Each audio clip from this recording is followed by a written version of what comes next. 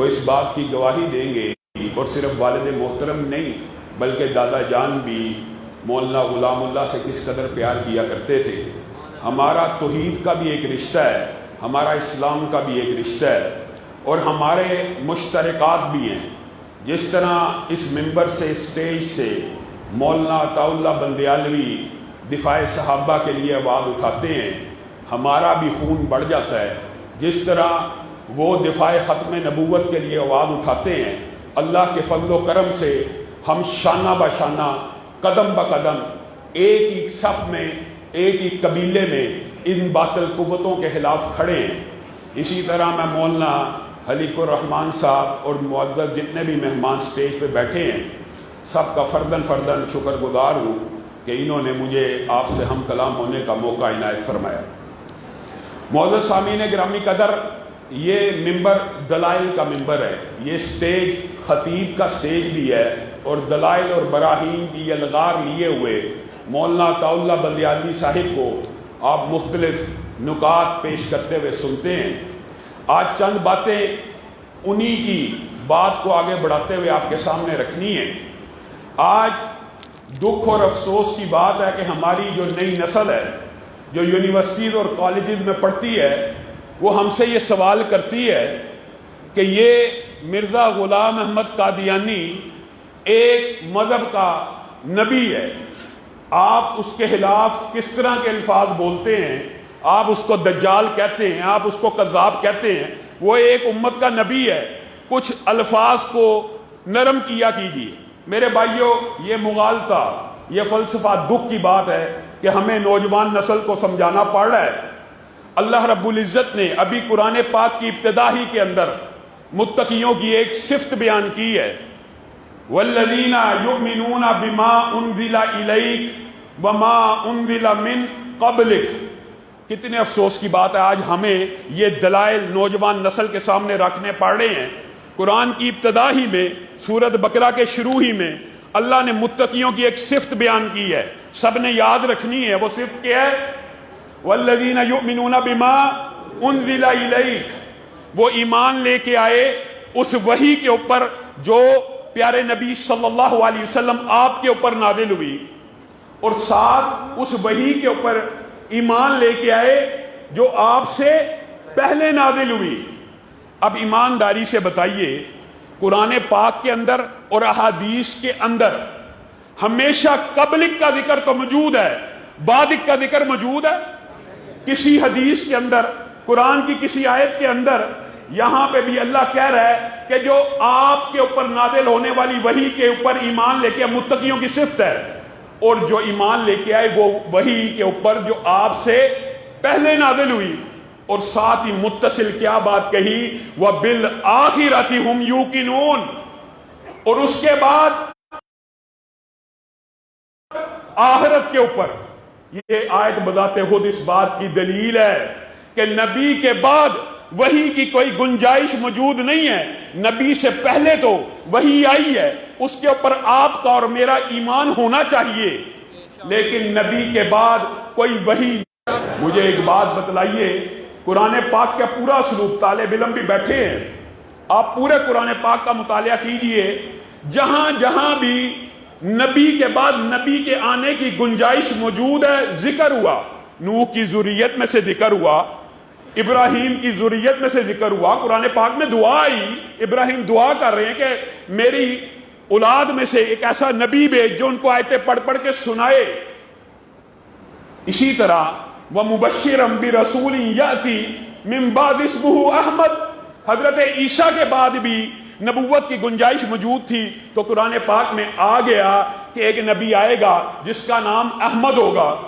کیا نبی کریم صلی اللہ علیہ وسلم کے آ جانے کے بعد کسی حدیث میں، کسی قرآن پاک کی آیت میں یہ ذکر موجود ہے کہ نبوت میرے بعد بھی آئے گی، ایک نبی آئے گا، وحی کا کوئی سلسلہ جاری رہے گا؟ حتیٰ کہ علماء بیٹھے ہیں، یہ بات آپ کو مزید کھول کے بیان کریں گے۔ نبوت تو بڑی دور کی بات ہے، نبوت کا 46واں حصہ، ایک جز بھی رسول اللہ مجھے اور آپ کو بتا کے گئے ہیں کہ نبوت تو بڑی دور کی بات ہے، نبوت کا ایک جز 46واں حصہ صرف باقی رہے گا قیامت تک، اور وہ حصہ کیا ہے؟ سچے خواب۔ اگر نبی آنا ہوتا، اگر اتنا عظیم منصب باقی ہوتا تو رسول اللہ صلی اللہ علیہ وسلم مجھے اور آپ کو بتلا کے نہ جاتے۔ پھر قرآن پاک کے اسلوب کو آپ دیکھیے، قرآن پاک میں جب بھی نبی آیا، ذکر آیا اپنی قوم کی طرف، اپنے قریہ کی طرف، اپنی زبان کی طرف، ان سب کا ذکر آیا۔ لیکن جب آمینہ کے لال کی باری آئی تو یہ اعلان ہوا، آپ گوروں کے بڑے بن کے نہیں آئے، آپ کالوں کے بڑے بن کے نہیں آئے، آپ سرخوں کے بڑے بن کے نہیں آئے، آپ سفیدوں کے بڑے بن کے نہیں آئے، بلکہ آج وہ آیا ہے جو سارے زمانوں کا امام بن کے آیا ہے اور سارے جہانوں کا امام بن کے آیا ہے۔ قُلْ يَا أَيُّهَا النَّاسُ إِنِّي رَسُولُ اللَّهِ إِلَيْكُمْ جَمِيعًا، پوری انسانیت کے لیے اب اگر کوئی نبی ہے تو وہ نبی کریم صلی اللہ علیہ وسلم ہے۔ الْيَوْمَ أَكْمَلْتُ لَكُمْ دِينَكُمْ وَأَتْمَمْتُ عَلَيْكُمْ نِعْمَتِي۔ یہ آیت کس کے لیے ہے؟ یہ آیت کے اوپر جھوٹی نبوتوں کے جو مدعی ہیں یا ان کے پیروکار ہیں غور نہیں کرتے۔ الْيَوْمَ أَكْمَلْتُ، دین مکمل ہو گیا۔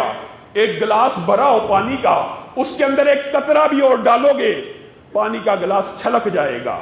دین کے اندر تم کہتے ہو پورے نبی کی گنجائش موجود ہے، معاذ اللہ۔ اللہ کہہ رہے ہیں الْيَوْمَ أَكْمَلْتُ لَكُمْ دِينَكُمْ، تمہارا پورے کا پورا دین مکمل ہو گیا۔ میرے بھائیو، شرح صدر کے ساتھ آپ کا اور میرا یہ عقیدہ ہونا چاہیے، اور مولانا عطا اللہ بندیالوی آپ کو رب کی توحید کی طرف دعوت دیتے رہتے ہیں۔ ہمارا یہ عقیدہ ہونا چاہیے جس طرح رب کی ذات اور رب کی صفات لا شریک ہیں، اسی طرح نبی کی نبوت بھی لا شریک ہے۔ نبی کی نبوت میں بھی کوئی شریک نہیں ہو سکتا۔ ما کان محمد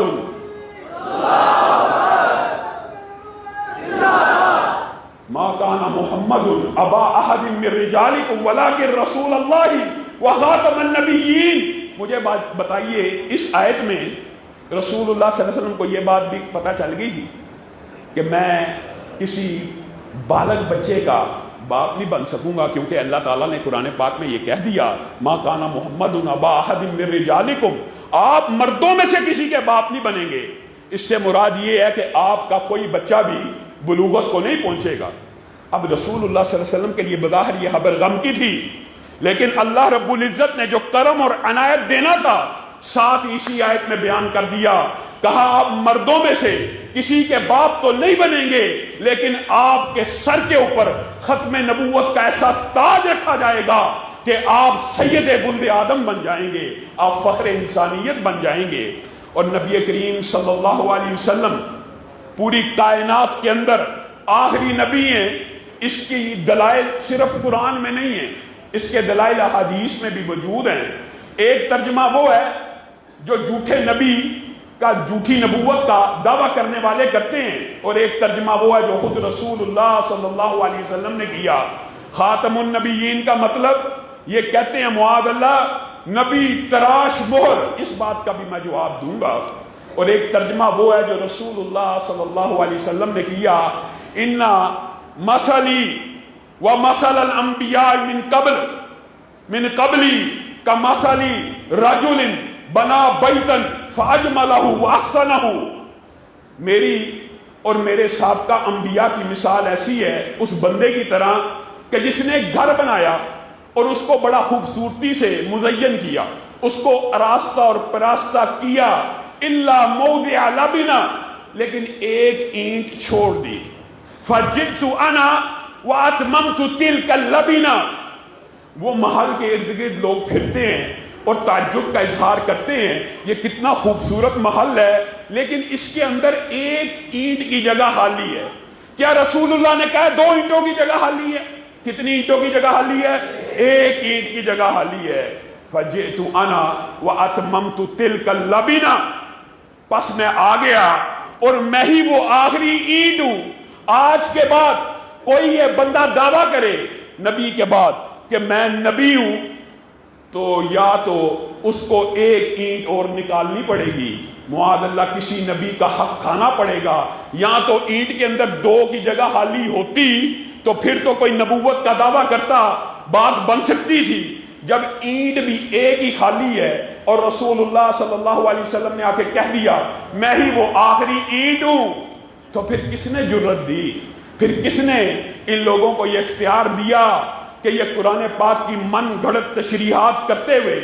اور حیران کن بات یہ ہے، حیران کن کہ جہاں پر نبوت کا ہلکا سا بھی اشکال بھی باقی تھا، وہاں پہ بھی رسول اللہ صلی اللہ علیہ وسلم نے دور کر دیا۔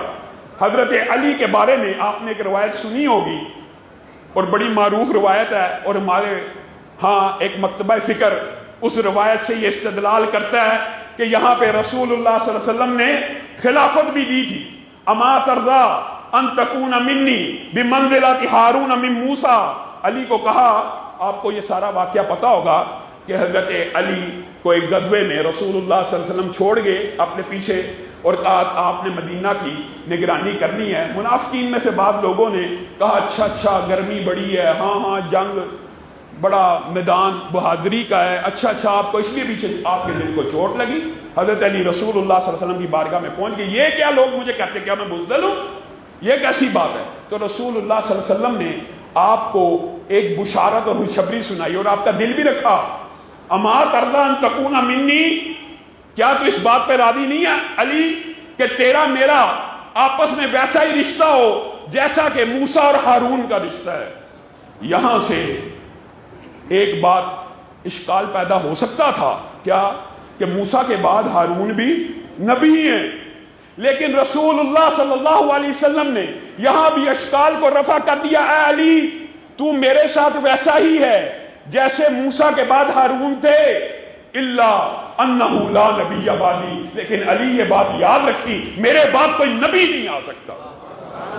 علی کا اشکال بھی دور کر دیا۔ اور جو ہمارے ہاں ایک فرقہ یہاں پہ جن کو بندیالوی صاحب بڑے پیار سے کیا کہتے ہیں، شین، بندیالوی صاحب کی میں تقریر سنتا ہوں تو اس میں شین کا جو ذکر ہے یہ وہی ہے۔ وہ فرقہ کیا کہتا ہے، اس حدیث سے یہ استدلال ہوتا ہے کہ حضرت علی جو ہیں وہ ان کو رسول اللہ نے خلافت دی۔ بات آئی ہے ضمنی طور پہ تو یہ بات بھی کر دیتا ہوں، اگر یہ حدیث خلافت کی بھی ہو، اگر یہ آپ کی دلیل ہے کہ یہ حدیث خلافت کی ہے، تو میرے بھائیوں ایک بات یہ دلیل آپ نے یاد رکھنی ہے ہمیشہ کے لیے، وہ کیا کہ حضرت ہارون حضرت موسیٰ کی زندگی میں فوت ہو گئے، یہ بات یاد رکھنی ہے۔ اس لیے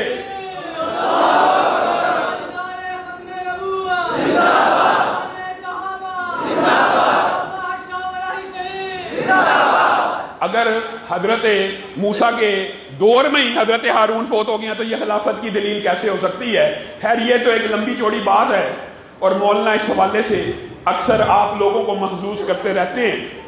میرے بھائیوں یہ جو نبوت ہے یہ ایک ایسا منصب ہے کہ اگر کوئی بندہ رسول اللہ صلی اللہ علیہ وسلم کے بعد یہ دعویٰ کرے کہ میرے اوپر وحی اتری ہے، من اظلم ممن افترى علی اللہ کذبا او قال اوحی الی ولم یوحى الیہ شیء، اللہ کہتا ہے اس سے بڑھ کر ظالم کون ہے جو اللہ پہ جھوٹ باندھتا ہے اور کہتا ہے کہ میرے پر وحی نازل ہوئی اور اللہ تعالیٰ نے اس کے اوپر وحی نازل نہیں کی ہوئی۔ اب وہ جو ہمارے بھائی کالج اور یونیورسٹیوں کے کہتے ہیں کہ آپ ان کے ساتھ اتنا سخت رویہ کیوں اپناتے ہیں، آپ کی بات میں نرمی کیوں نہیں ہوتی؟ آپ ہر ایک سے، جو بندیوں سے، بریلویوں سے، ہر ایک سے پیار سے بات کرتے ہیں، قادیانیوں کی بات آتی ہے آپ ذرہ برابر رعایت نہیں کرتے۔ اور میرے بھائیوں یہ کوئی میرا نہیں، یہ کوئی بندیالوی صاحب کا عقیدہ نہیں ہے، یہ کوئی میرا اور بندیالوی صاحب کا منہج نہیں ہے، یہ منہج ہے تو رسول اللہ صلی اللہ علیہ وسلم کا منہج ہے۔ انہوں نے کیا کہا تھا؟ رسول رحمت ہے نا، آپ سے بڑا ہلاک کسی کا ہو سکتا ہے؟ رسول اللہ سے بڑا ہلاک کسی کا نہیں۔ آپ کا بھی عقیدہ، میرا بھی عقیدہ ہے۔ رسول اللہ نے کیا کہا ان کے بارے میں کہ میرے بعد جو نبوت کا دعویٰ کرے گا وہ دجال تو ہو سکتا ہے، کذاب تو ہو سکتا ہے، نبی نہیں ہو سکتا۔ اور آپ یہ بات جانتے ہیں کہ دجال بھی مبالغے کا صیغہ ہے، کذاب بھی مبالغے کا صیغہ ہے، گویا ان کے ساتھ نرمی نہیں ہو سکتی۔ اور آپ کے علم میں یہ بات بھی ہونی چاہیے کہ رسول اللہ کے دنیا سے چلے جانے کے بعد آپ نے سنا ہوگا بہت سی باتیں کہ منکرین زکوٰۃ کے خلاف اجماع ہوا فلاں، لیکن سب سے پہلے اور سب سے پہلا اجماع رسول اللہ کے بعد صحابہ کا جس بات پہ ہوا وہ مسیلمہ کذاب کی گردن کاٹنے پہ ہوا، اور یہ عقیدہ صحابہ نے آپ کو اور مجھے بتلا دیا۔ کیا عقیدہ؟ رسول اللہ کے بعد اگر کوئی نبوت کا دعویٰ کرے گا اس کو دھرتی کے اوپر زندہ رہنے کا حق نہیں دیا جا سکتا۔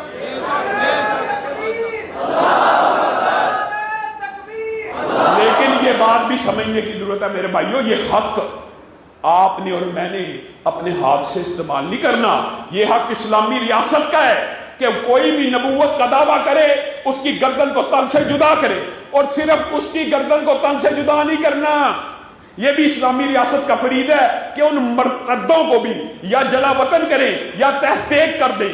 اور حضرت ابو بکر کی قیادت میں آپ نے وہ عظیم الشان جنگ کا سارا منظر پڑا ہوا، 40,000 آج کل کا کوئی مفکر یا فلاسفر ہوتا نا تو وہ پتہ کیا کہتا ہے، جس طرح آج کل کہتے ہیں نرمی کرو، اور مسیلمہ کذاب کے بارے میں صحیح سند سے یہ بات ملتی ہے کہ جب اس کا مؤذن بھی اذان دیتا تھا تو کہتا تھا اشہد ان محمد رسول اللہ، اس کا مؤذن بھی یہ بات کہتا تھا۔ آج کل کا کوئی مفکر ہوتا یار وہ تو رسول اللہ کا رسول مانتے ہیں، یار یہ احمدی تو قادیانی مردئی بے ایمان یہ تو رسول اللہ کا رسول مانتے ہیں، یہ وہی فلسفہ ہے۔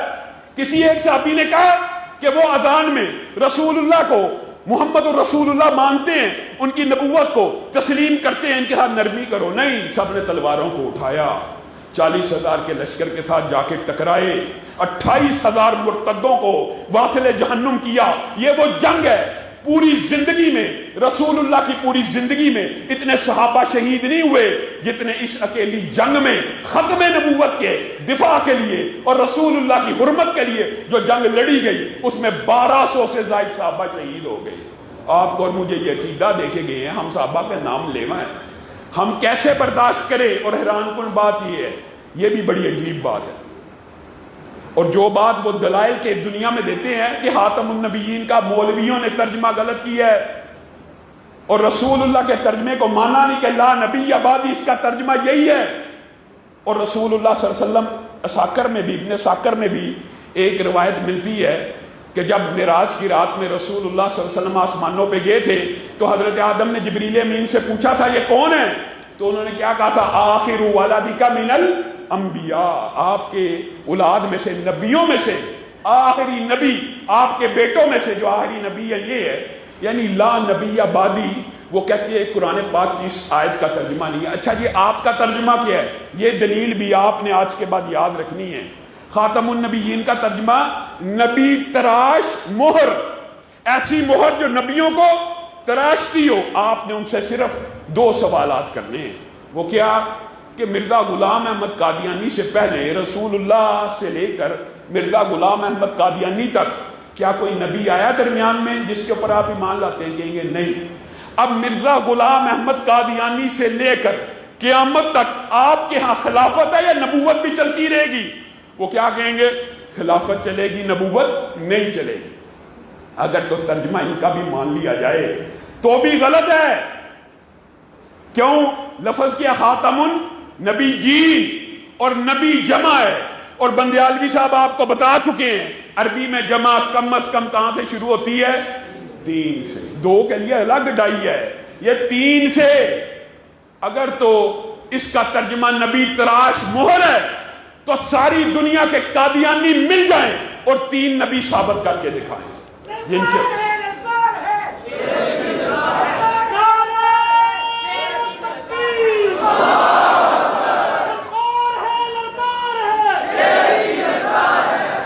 میرے بھائیو یہ کیسا عقیدہ ہے؟ اور حیران کن بات یہ ہے، ہمارا یہ خطہ اس لحاظ سے ہم بڑے مظلوم ہیں، اس خطے میں مرزا غلام احمد قادیانی جیسے کو بھی امتی مل گئے، معاذ اللہ۔ اور افسوس اور دکھ کی بات ہے نا، جو خود لکھتا ہے کہ میں نے گوروں کی خدمت کے لیے، برطانیہ کی حکومت کے لیے اتنی خدمات پیش کی۔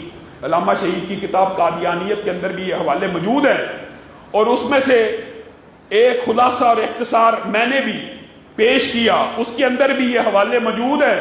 کہتا ہے میں نے جہاد کے انکار کے اوپر اور گوروں کی خدمات کے اوپر اتنی کتابیں لکھی کہ پوری الماریاں بھر جائیں۔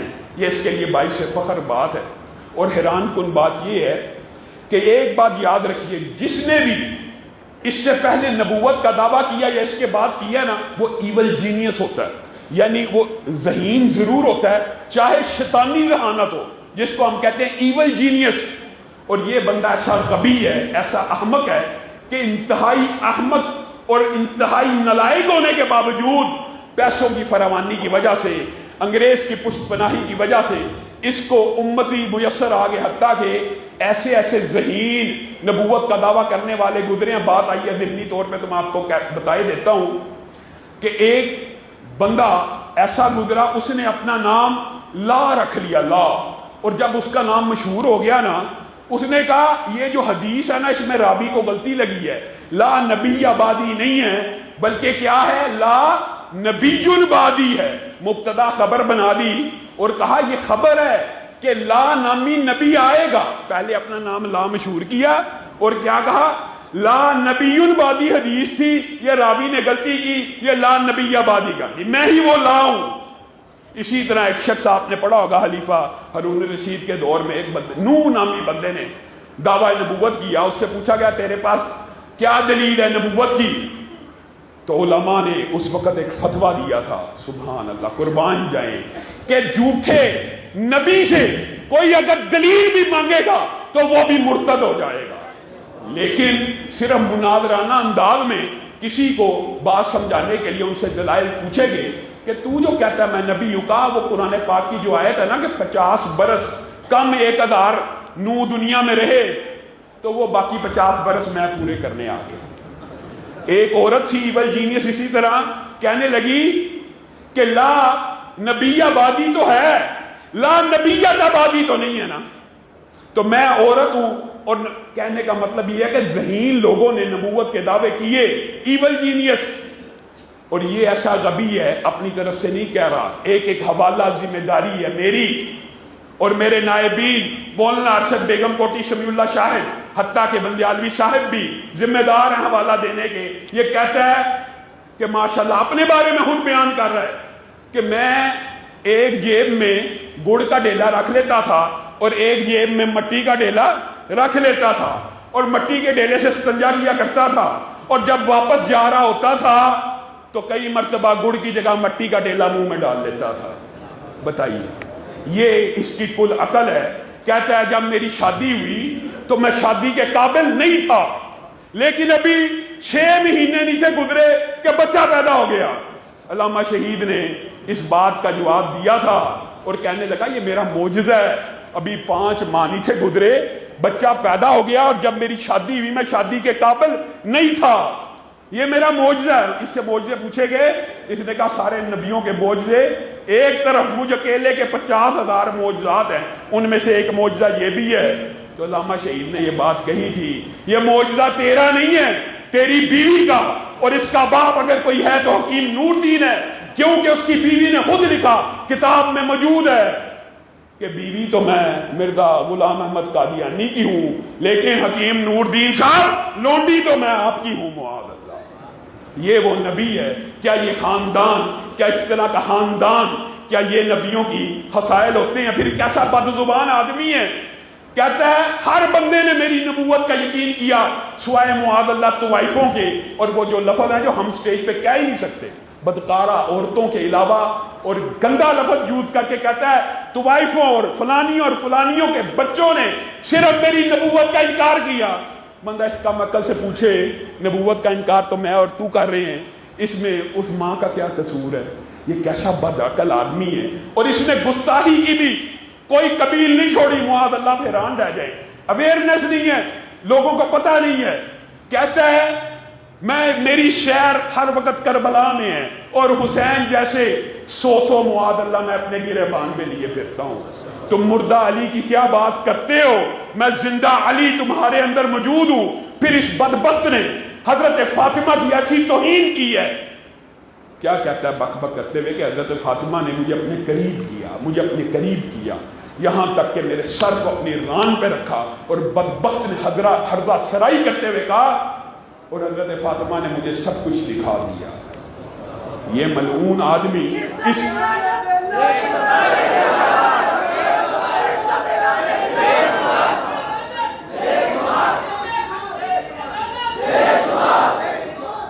کبھی عجیب و غریب دعوے ذلی، بروزی، تشریح، غیر تشریح، اور اس کے ماننے والے بھی کسی سے کم نہیں ہے. کوئی رحم کے اور کوئی مداحنت کے جذبات آپ کے اور میرے درمیان دلوں کے اندر یہ سیکولر لوگوں کے پراپوگنڈے سے نہیں آنے چاہیے. کیا کہتے ہیں؟ معاذ اللہ، محمد پھر اتر آئے ہیں ہم میں، معاذ اللہ، اور پہلے سے بڑھ گئے ہیں اپنی شام میں. محمد دیکھنے ہو جس نے اکبر، غلام احمد لانتی کو دیکھ لے قادیاں میں.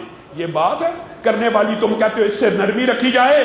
میں حکومت سے بھی، اداروں سے بھی یہ بات کہنا چاہتا ہوں کہ اگر ایک پیپسی بنانے والی کمپنی، ایک کوکو کولا بنانے والی کمپنی اگر کوئی جعلی ٹیگ لگا کے بیچتا ہے، آپ اس کے خلاف پرچے کرتے ہیں، تو یہ اسلام کا اور مسلمانوں کا جعلی ٹیگ لے کے کیوں کر ہمارے درمیان میں پھر سکتے ہیں؟ جبکہ پاکستان کے آئین میں لکھا ہے، آئین اور قانون میں لکھا ہے، یہ اپنے آپ کو مسلمان نہیں کہہ سکتے، اپنی عبادت خانے کو مسجد نہیں کہہ سکتے، اپنے دفن خانے کو قبرستان نہیں کہہ سکتے، اذان نہیں دے سکتے.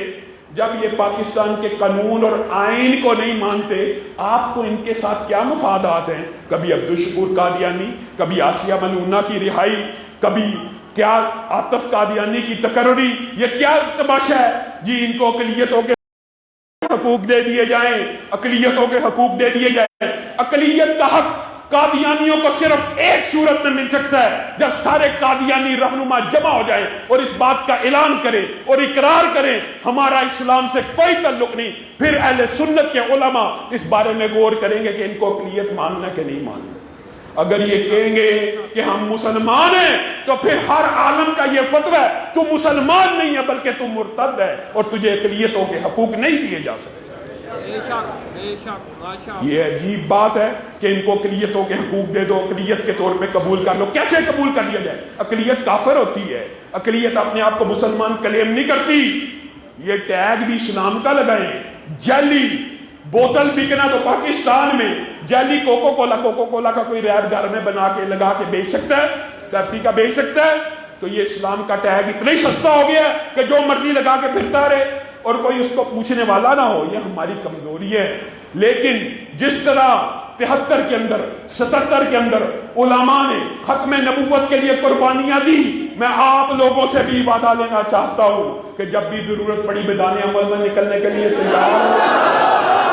میرے بھائیوں یاد رکھو، جس طرح ہمارا یہ عقیدہ ہے کہ ختم نبوت کا ہر منکر کافر اور مرتد ہوتا ہے، اس سے کسی قسم کی کوئی روح رعایت نہیں ہو سکتی، اسی طرح حدیث کے مطابق ہمارا یہ عقیدہ ہے. اور حدیث آپ سن لیں. کیا اگر کوئی اپنے مسلمان بھائی کو کافر کے، حدیث سنی ہوئی ہے نا، تو دونوں میں سے ایک کافر ہو جاتا ہے. حدیث پکی ہے نا، سنی ہوئی ہے کہ اگر کوئی مسلمان کسی دوسرے مسلمان کو کافر کہے تو یا کہنے والا کافر ہے یا جس کو کہا گیا ان دونوں میں سے ایک کافر لازمی ہو گیا. اور ہمارے بدقسمتی کی بات ہے، اس خطے میں ایسے لوگ بھی موجود ہیں جو کسی عام مسلمان کو کافر نہیں کہتے بلکہ کس کو کہتے ہیں؟ معاذ اللہ ابو بکر بے ایمان ہو گئے، معاذ اللہ عمر کا ایمان نہ رہا، معاذ اللہ. یعنی جن کے لیے اللہ نے آسمان سے وحیاں نازل کی، وَكُلًّا وَعَدَ اللَّهُ الْحُسْنَى، کہ نبی کو جس نے حالت ایمان میں دیکھ لیا اللہ نے اس آنکھ کے اوپر جہنم کی آگ کو حرام کر دیا. بتائیے آپ ایمانداری سے ایک بات بتلائیے، جنتیوں کے لیے حدیث میں آتا ہے نا کہ جنتی جب جنت میں چلے جائیں گے، تمام جنتی جب جنت میں چلے جائیں گے، اللہ تعالیٰ نعمتیں دیتا رہے گا. پھر بالآخر پوچھے گا جنتیوں کے سال میں ہو، جنتی کہیں گے ہر چیز تو مل گئی، حوریں، غلمان، کھانا، دیدار، ہر چیز تو ہو گیا. تو اللہ تعالیٰ اس وقت کہے گا وَرِضْوَانٌ مِّنَ اللَّهِ اکبر. ایک چیز باقی ہے، ایک نعمت باقی ہے، اور وہ نعمت کیا ہے؟ میں تم سے راضی ہو گیا. جس طرح تمہارے باپ آدم کو ناراض ہو کے کبھی جنت سے نکالا تھا، آدم کے کسی بیٹے کو جنت سے نہیں نکالوں گا. یہ حدیث سب نے سنی ہوئی ہے.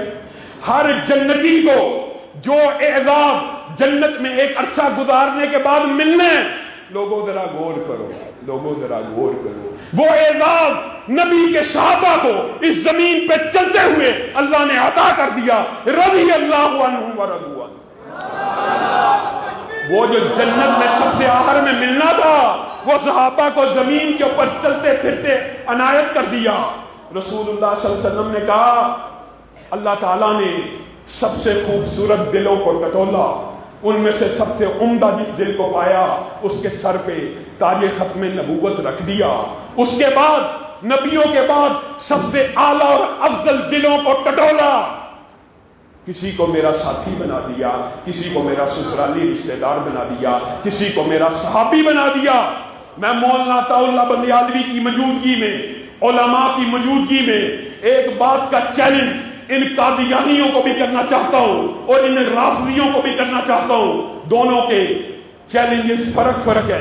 قادیانیوں کو چیلنج یہ ہے، کوئی ایک قادیانی جب تک میں زندہ ہوں، ان کا کوئی مربی، ان کا کوئی خلیفہ، تعالوا ندعو ابنانا وابناکم ونسانا ونساکم وانفسنا وانفسکم ثم نبتہل فنجعل لعنت اللہ علی الکاذبین۔ آؤ میں تمہیں مباہلے کا چیلنج دیتا ہوں، کوئی ایک قادیانی اگر یہ کہتا ہے غلام احمد قادیانی سچا نبی تھا، میں یہ کہتا ہوں وہ جھوٹا تھا، بے ایمان تھا، کذاب تھا، دروغگو تھا، وہ خائن تھا، وہ بد کردار تھا، کسی قادیانی میں جرأت ہے تو آ کے مباہلہ کر۔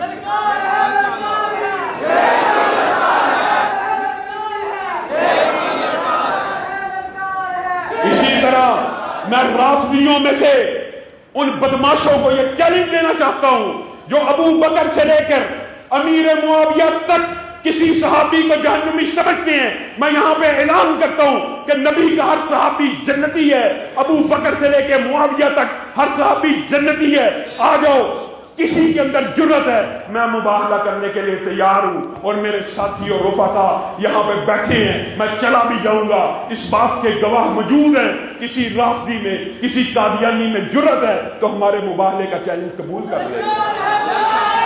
جب دلائل